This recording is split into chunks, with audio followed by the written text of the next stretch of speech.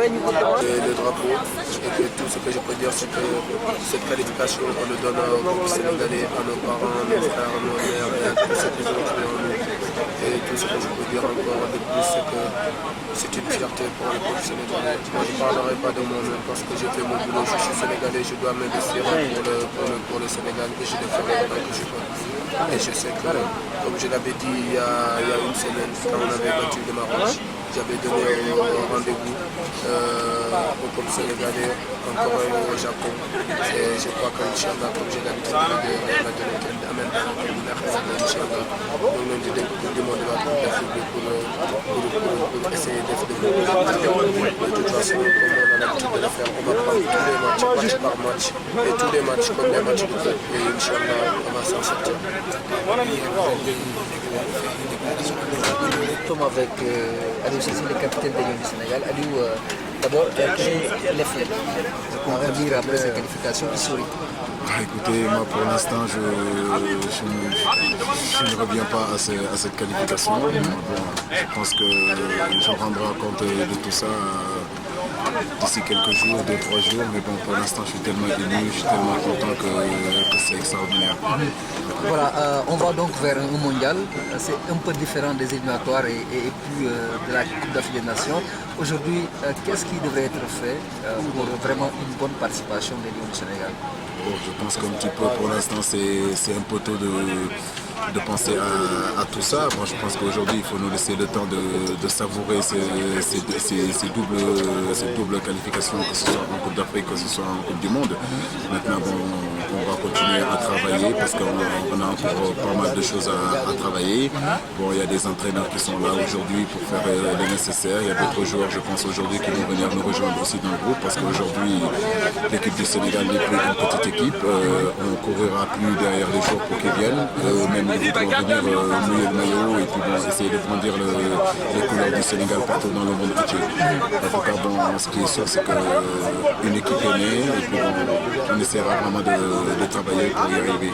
Vous êtes le capitaine de l'équipe du Sénégal, qualifié à la Coupe du Monde. Or, en club, ça ne marche pas trop bien. Vous avez même un peu bousculé les dirigeants. En tout cas, vous avez fait preuve d'une volonté de jouer. À défaut, vous risquez de quitter le Paris Saint-Germain. On est à la veille de la reprise du championnat en France. Qu'en est-il pour votre avenir au Paris Saint-Germain, par exemple? Écoutez, moi je viens d'avoir encore le coup de fil de lui, ce qui veut que je rentre le plus rapidement à Paris. Bon, ça veut dire qu'il compte encore sur moi. Mais bon, moi je ne peux pas rester à Paris pour jouer un match sur 10. Ça, je l'ai toujours dit, je suis un compétiteur, je suis quelqu'un qui joue, qui mouille le maillot. Et puis bon, rester comme ça sans jouer, c'est pas évident pour un joueur et c'est pas évident pour moi. D'où l'intérêt pour moi de trouver rapidement un club ambitieux et puis pouvoir compétir le plus souvent possible. Donc malgré l'appel de Fernandez, il est possible que vous quittiez le Paris Saint-Germain? Tout à fait, tout à fait. Je pense que mes agents sont en train de travailler là-dessus. Le Paris Saint-Germain, c'est un très très grand club. J'ai toujours joué à Paris, que j'ai fait 3 ans à Paris, j'ai toujours joué. Maintenant, bon, il est temps aussi de changer un petit peu d'air, d'aller voir un petit peu ailleurs ce qui se passe. Merci.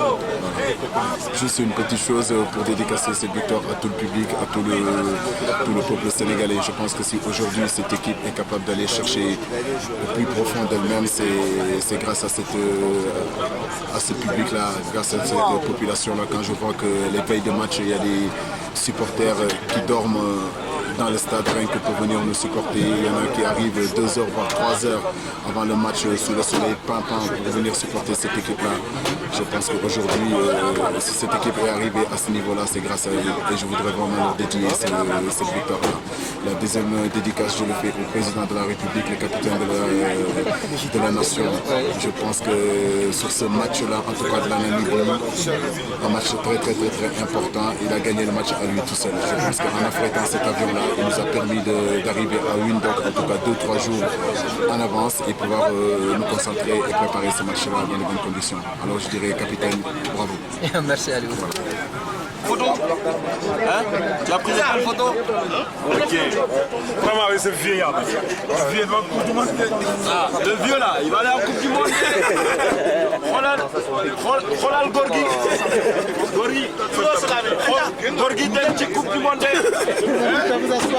De Lyon, le Sénégal vient de le faire. La tête comme ça fait rire. Le Sénégal qui vient de se qualifier, au départ de la Namibie, 5-0 au terme d'un parcours qu'on peut qualifier exceptionnel. Quel est le sentiment qui anime l'entraîneur à cette heure-ci? Je pense que c'est beaucoup de joie et c'est beaucoup de fierté pour entraîner une équipe comme ça et des hommes comme ça. Parce que je crois qu'avant toute chose, c'est une histoire d'homme. Donc j'ai pu vivre avec ce temps il y a quelques années, que je vis maintenant avec les Sénégalais. C'est vrai que c'est magique parce que ce sont des joueurs, de très bons joueurs, mais aussi ce sont des hommes de cœur. Et à partir de là, avec des gens comme ça, on peut faire plein de choses.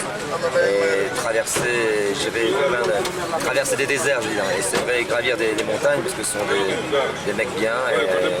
Et à partir de là, avec des mecs bien qui ont du talent, on peut faire beaucoup de choses. Ce soir, est-ce que tous les ingrédients étaient réunis pour une qualification du Sénégal? Ça a été dur quand même. Oui, ça a été dur parce que les Namibiens ont fait le maximum pour nous empêcher d'y aller. Mais bon, ceci dit, l'Algérie a joué aussi le jeu jusqu'au bout. Finalement, un score d'un 0 nous aurait suffi. Mais bon, les joueurs ont voulu assurer le coup. À 5-0, on savait qu'on était pratiquement de la qualification, sur de la qualification.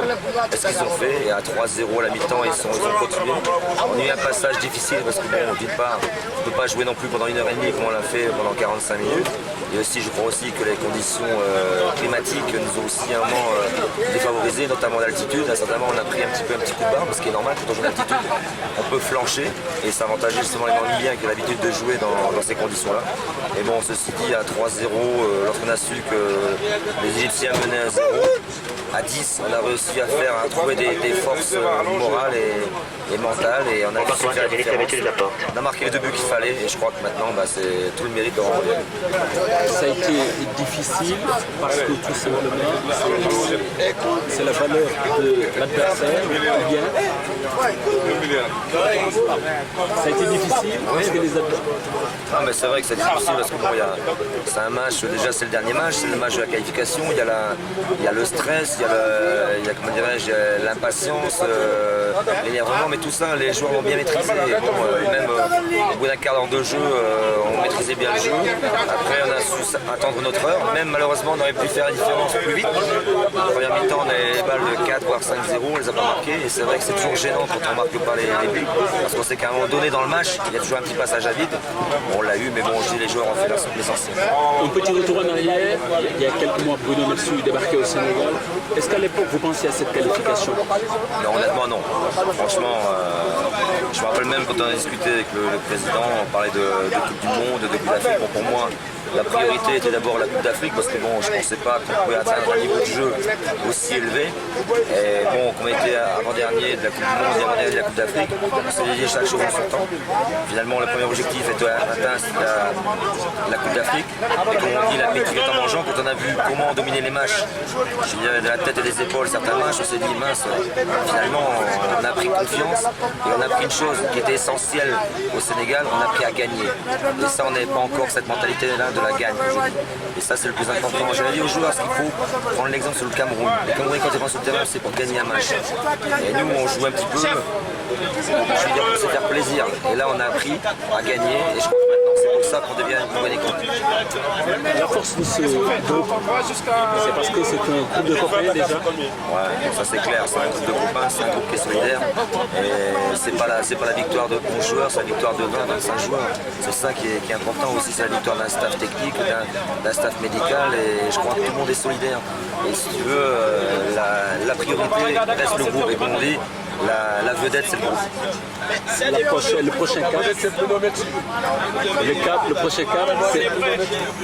Le prochain cap, c'est la Coupe d'Afrique des Nations. Oui, c'est clair que ça, en plus c'est bien parce que c'est juste avant la Coupe du Monde, donc ça peut nous servir de préparation à la Coupe du Monde, je pense que c'est une bonne chose. Et là, avec le groupe que l'on a, on peut rêver à toute chose. On a dit chaque chose en son temps, on a pensé Coupe d'Afrique, Coupe du Monde, maintenant on ira là-bas, je dirais pas pour faire de la figuration, on ira là-bas pour essayer de gagner quelque chose. Merci. Voilà, Président, félicitations d'abord pour cette qualification qui est une première dans l'histoire du football sénégalais. Vous avez vécu cette qualification comment? Avec beaucoup d'émotion, parce que c'est pas toujours facile d'atteindre un objectif aussi important. Donc je me suis dit que depuis 8 mois que nous travaillons ensemble, moi et l'ensemble des membres de la fédération, en relation avec le ministère, nous avions 2 objectifs. D'abord nous qualifier à la Coupe d'Afrique, et nous qualifier à la Coupe du Monde, qui était l'objectif principal, qui était un rêve. Et nous venons de réaliser ce rêve-là. Pour moi, à titre personnel, ça prenait une dimension assez particulière. Voilà, certainement qu'on va vous laisser savourer cette qualification, mais le constat actuellement en Afrique, c'est que pour les premières qualifications des équipes africaines, c'est le laisser aller une fois à la compétition. Est-ce que ce sera le cas pour le Sénégal, par exemple? Non, je ne pense pas. Moi, je n'aime pas les laisser aller d'abord. Je pense qu'on va essayer quand même de tirer expérience de ce qui s'est passé avant. Nous allons nous y mettre assez tôt pour préparer la qualification. Tout à l'heure, je pensais que nous n'hésiterons même pas à faire appel à des pays qui ont déjà participé à la Coupe du Monde.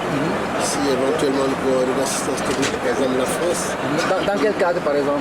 Dans le cadre de la préparation, mettre des schémas, qu'est-ce qu'il faut faire, quelle date il le faut, qu'est-ce qu'il faut préparer, comment il faut y aller, comment choisir le camp d'entraînement, dans quelle ville s'installer, à quelle date. Il y a beaucoup de questions. Quelle date envoyer la mission, qui va s'en occuper, faut-il une correspondance sur place. Il y a beaucoup de questions qu'on ne peut pas connaître comme ça du jour au lendemain. Il faut se référer aux pays qui ont déjà participé à plusieurs pays. Ils pourront peut-être nous faire bénéficier de l'expérience. On sait également qu'il y a eu un staff, un coach qui a été choisi pour la circonstance et qui a réussi. Mais le contrat ou bien le deadline, c'était la qualification du mondial et la CAN. Aujourd'hui, est-ce que vous avez l'intention de prolonger votre contrat avec Bruno Metsu? Est-ce que vous pensez faire appel à d'autres expertises, par exemple, pour la circonstance? Je pense que c'est assez tôt. Aujourd'hui, on savoure notre victoire. Mais en accord avec Bruno Metsu, quand nous avions négocié, nous sommes arrêtés à la qualification. Maintenant, c'est à nous de négocier un autre contrat. Je pense que dans la déontologie sportive, je pense que l'entraîneur qui qualifie son équipe, à moins qu'il ne veuille quitter, normalement c'est celui qu'on compte pour amener son équipe.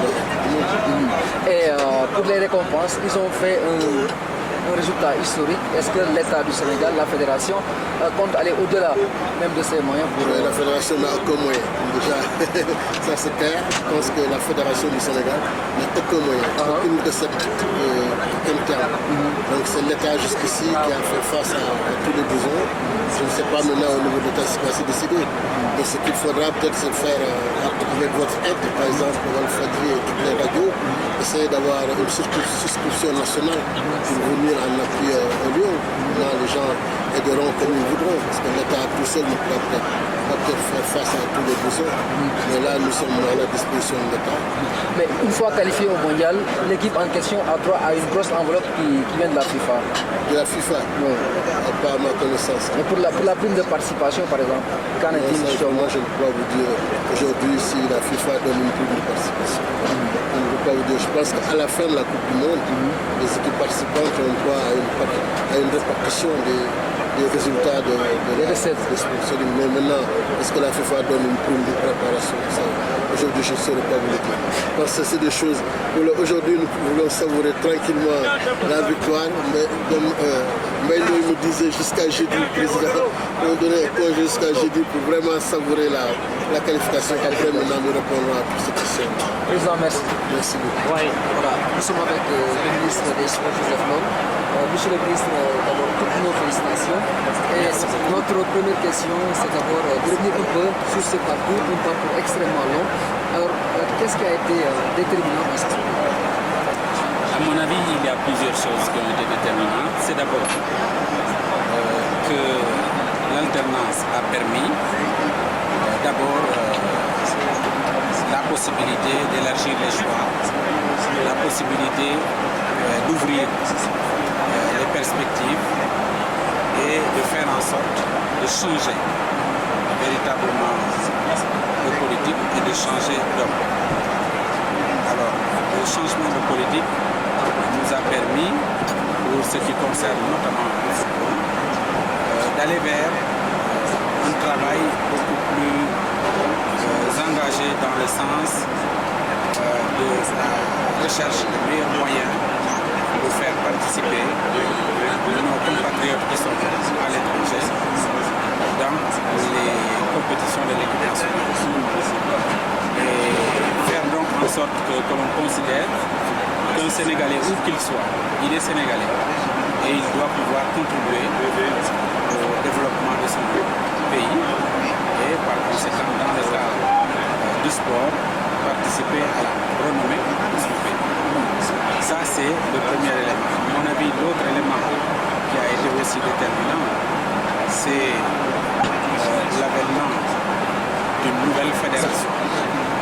Et cette nouvelle fédération a permis de faire confiance à des hommes qui ont fait du football leur vie.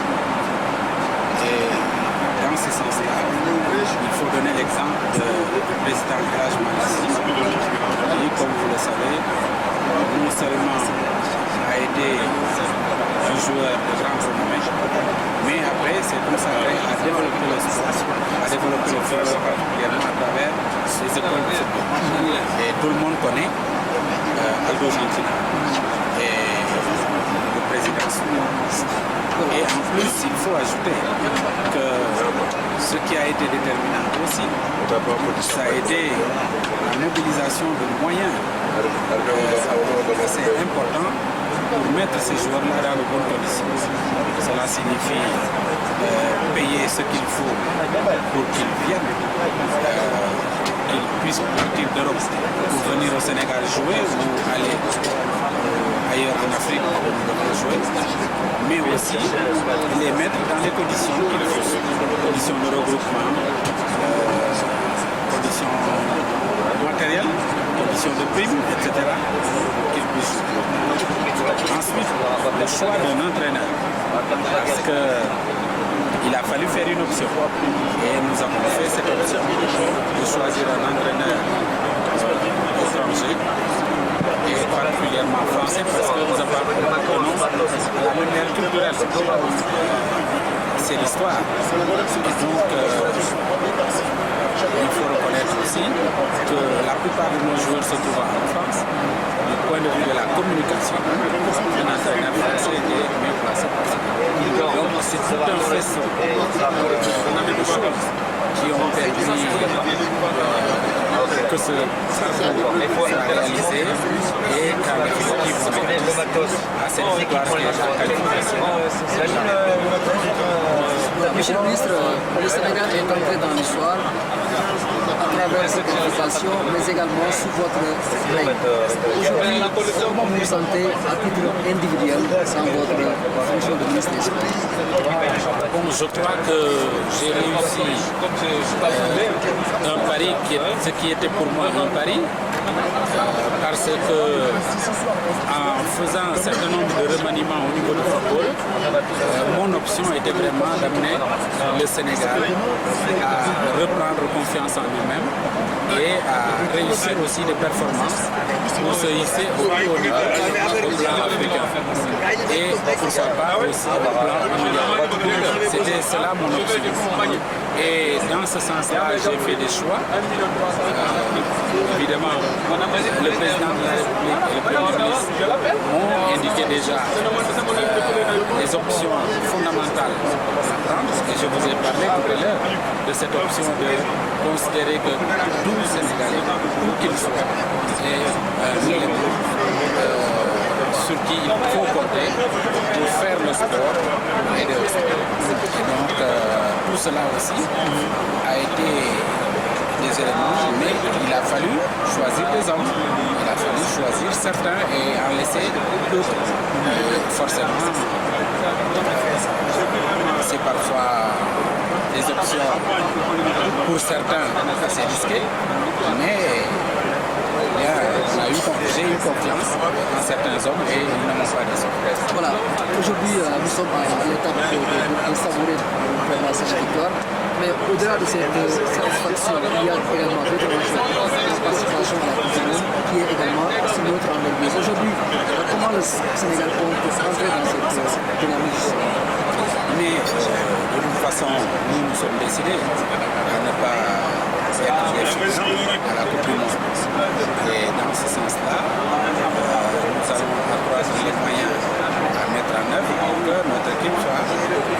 conditionnel. Ensuite, nous avons fait des options que nous avons approfondies. Et tout cela devrait contribuer à préparer l'équipe pour que nous soyons présents à ce rendez-vous. Monsieur le ministre, je vous remercie. Ablaye, nous sommes avec Ablaye Sarr, l'entraîneur adjoint de l'équipe du Sénégal. Ablaye, on est dans l'avion pour retourner à Dakar après une brillante qualification qui a été magnifique de par son suspense. Aujourd'hui, comment est-ce que vous vivez ces premiers heures de qualification? Il faut dire que je n'ai même pas encore pris du recul parce que c'est un jour de fête aujourd'hui. Mais il faut dire que nous avons atteint un objectif avec un groupe généreux qui a tout donné pour cet objectif. Donc ces premières heures, il faut dire que vraiment, c'est des heures de joie. Nous n'avons même pas encore réfléchi sur la portée de ce résultat. Je préfère laisser quand même dérouler les idées et avec le recul, analyser et voir toutes les péripéties qui ont conduit à ce résultat. Donc je dis et je le répète que je suis tellement heureux pour ces jeunes que je ne mesure même pas la portée de l'événement. Après, quand vous parlez d'objectifs, on fait allusion à un parcours qu'on aura déjà fait. Aujourd'hui, avec votre travail, qu'est-ce qui a été déterminant en parlant justement de l'entraîneur adjoint d'Ablaye Sarr, de la personne du coach adjoint dans cette dynamique justement de la victoire?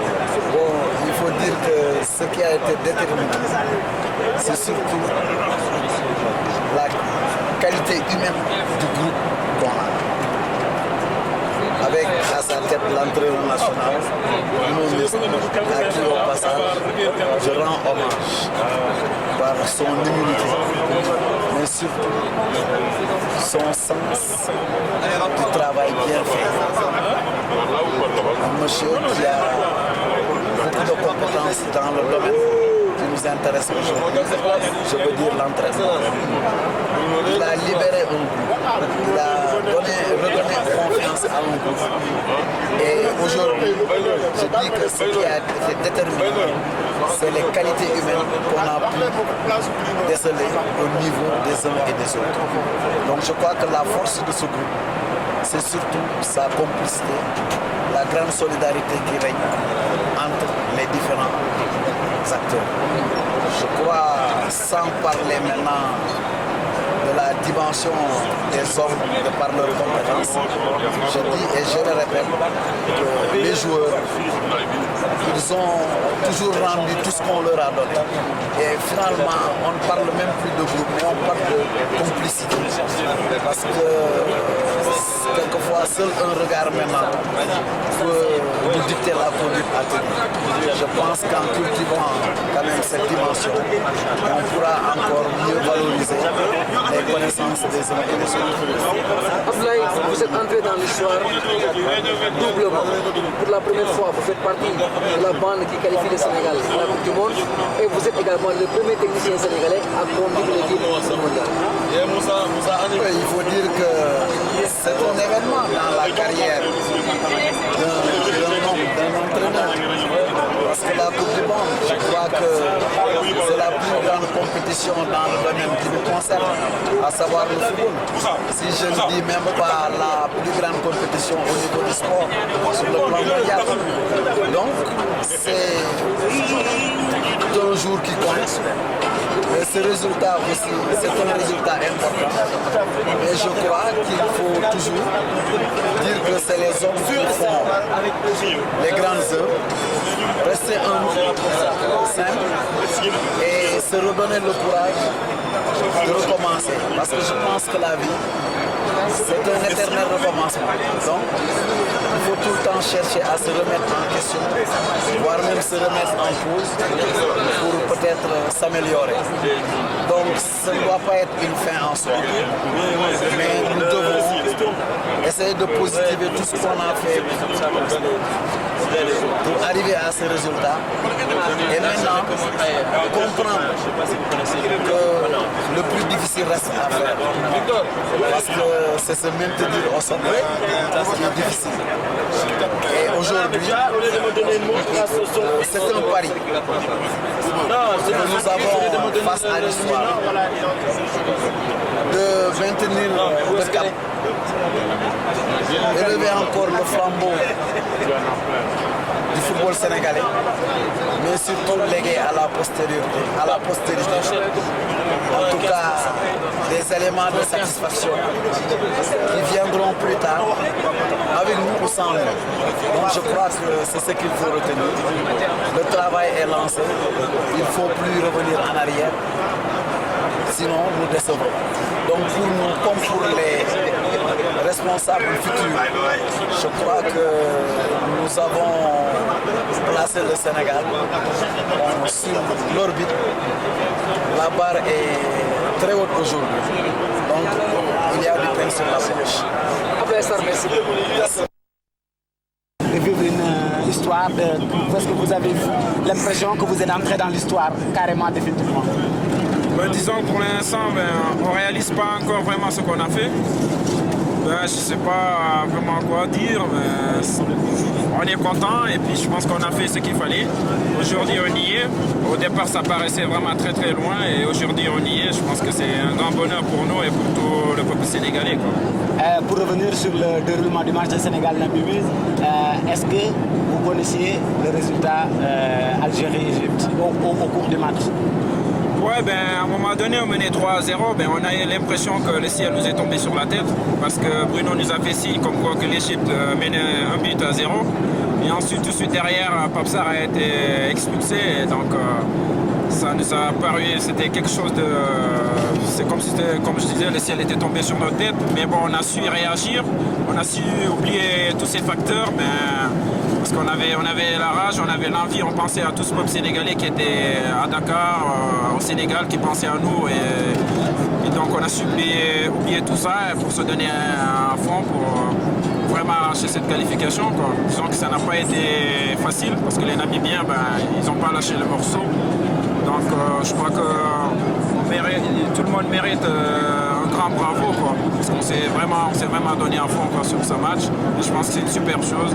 Et je remercie aussi tous les joueurs. Je pense qu'aujourd'hui, le footballeur sénégalais, c'était surtout au niveau mental que ça a flanché.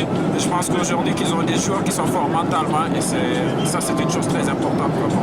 Et pour la suite, pour vous, ça va être quoi? Pour la suite, là, il faudrait déjà qu'on rentre sain et sauf au niveau de nos clubs, qu'on essaie de faire une grande saison chacun au niveau de son club, parce que je pense que si on joue aujourd'hui en sélection, c'est parce qu'on joue en club. Donc il faudrait qu'on se donne tous à fond pour vraiment être des titulaires indiscutables au niveau des clubs, essayer de faire un très bon championnat avant de venir pour l'échéance de la Coupe d'Afrique. Donc on donne rendez-vous au peuple sénégalais pour la Coupe d'Afrique. Salif, je vais peut-être vous poser une question en poula, puisque je sais qu'on recommande ça. Salif, quelle est la qualification Sénégal? Nous dire comme qualification, Weldo, mais il y a Sénégal faux, mais c'est que dans Sénégal faux nous étions, c'est la première fois, donc il n'a pas fait Johnny, on qualifie Coupe du Monde Hagasi. Il me faut bien Wanata, c'est pas possible. Johnny on badidum. Alors, tu peux entendre Jogori Keude pour l'avenir. Pour l'avenir, John, quand mon calahota est le mou, et c'est le championnat mondial. John me fait la Coupe d'Afrique en CET. C'est le Gokoveli pour le peuple sénégalais. Merci Salif. Non, quand je disais, moi je ne disais. Les qualifications, les mondes, ils ont contact, unité, les montagnes qui sont les déserts. Les lignes, les muscles comme des équipes nationales. Il y a la double dans le pays, il y a un pays. Il y a un pays, contact. Il y a quand même un pays. L'eau du sec, il y a quand même des pays. Les mondes, il y a quand même des pays. Ñu jëm ni rek amul ma leen fay sama copain yeeg ñi nekk équipe nationale ñi nekk Sénégal lii moom daal lii ma am nii tey wala si lii ñëw moom mbégte daal moo tax ñëw te kontaan te lu mu leen si tey bi wane loo xam ne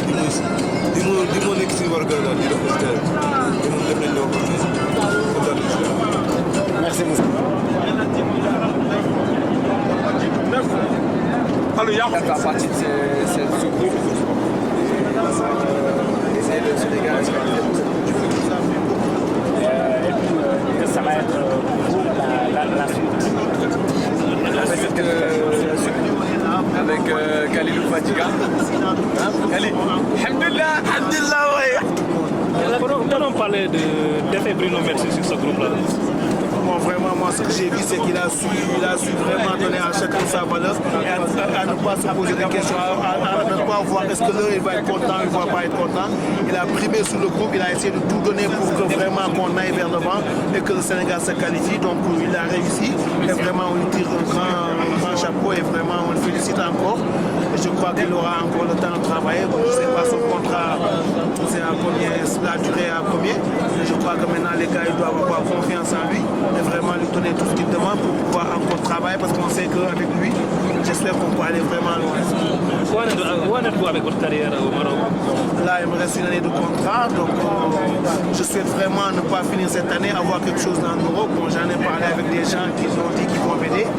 Donc si ça ne se faisait pas, j'allais terminer tranquillement l'année qui me reste au Maroc. Et partant de là, avec la Coupe d'Afrique et la Coupe du Monde, je pense que les portes vont être grandes ouvertes. Qualification, parce qu'on n'y est pas encore. C'est vrai que c'est quelque chose de formidable qu'on n'a pas encore réalisé vraiment, quoi. Mais je pense qu'arriver à Dakar et en voyant le peuple sénégalais nous acclamer, je pense que là ça nous fera vraiment quelque chose au cœur et qu'on verra vraiment qu'on a fait quelque chose de formidable. Selon vous, qu'est-ce qui a été décisif dans le parcours du Sénégal? Qu'est-ce qui a vraiment changé dans cette équipe-là pour qu'elle soit arrivée à ce niveau-là? Déjà de former un groupe soudé, c'est vrai qu'on a eu un entraîneur qui a su gérer tout un groupe.